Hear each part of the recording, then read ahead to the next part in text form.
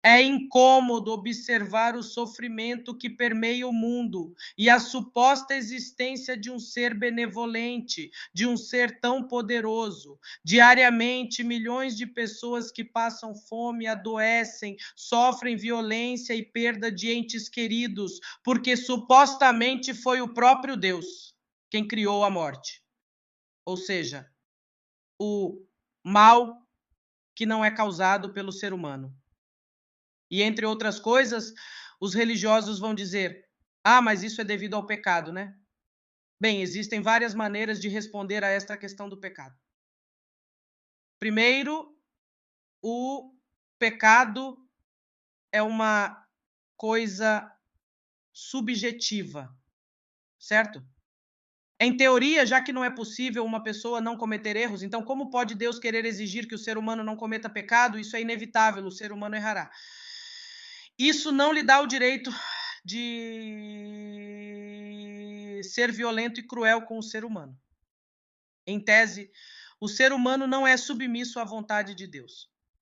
Às vezes, o ser humano acaba questionando Deus, o que é normal, pois não sabemos quem é Deus, não sabemos a sua origem, não sabemos as verdadeiras intenções, a menos que sejamos oniscientes também.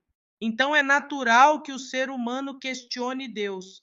E quando o ser humano se opõe a Deus, Deus decide se vingar por não aceitar submissão. Adão e Eva não foram necessariamente maus, acabaram desobedecendo a Deus por desconfiança e questionamento. Mas, na verdade, a culpa não é deles, porque Adão e Eva não são oniscientes.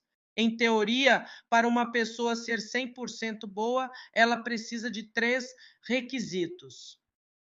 A primeira é supostamente saber tudo o que precisa saber para não cometer erros e não estar sujeito a equívoco e engano, algo que não acontece com o ser humano.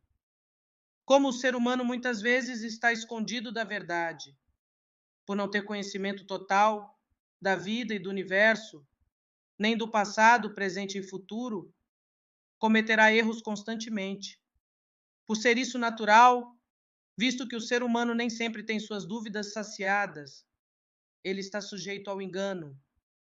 Ou seja, existem três fatores para uma pessoa não pecar. O pecado, na verdade, é uma utopia. O que existe de fato não é pecado, é crime, maldade e defeito. E não esteja escondido nenhum tipo de verdade sobre ele ou sobre as pessoas, ou sobre o universo. Ou seja, o ser humano teria que ter uma onisciência e uma semi-onisciência. O segundo requisito era que ele não fosse mal por essência, ou seja, não tivesse uma natureza má. Pois tem gente que sabe que está errada e mesmo assim o faz, mesmo sabendo que está errada. Mas estes não são todos seres humanos.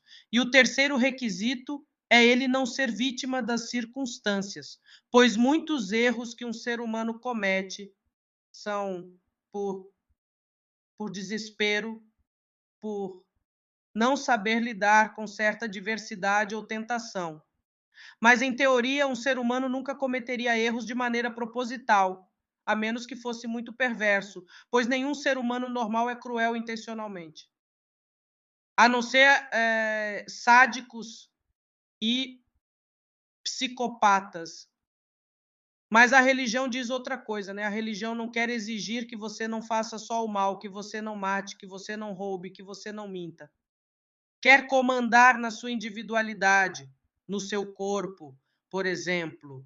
Você não pode usar essas roupas, não pode seguir outra religião, não pode ser ateu. Então a religião exige. A religião não quer que você supostamente não faça mal, porque em teoria Deus não poderia fazer sofrer um ser humano, pois nem todos os seres humanos são necessariamente maus.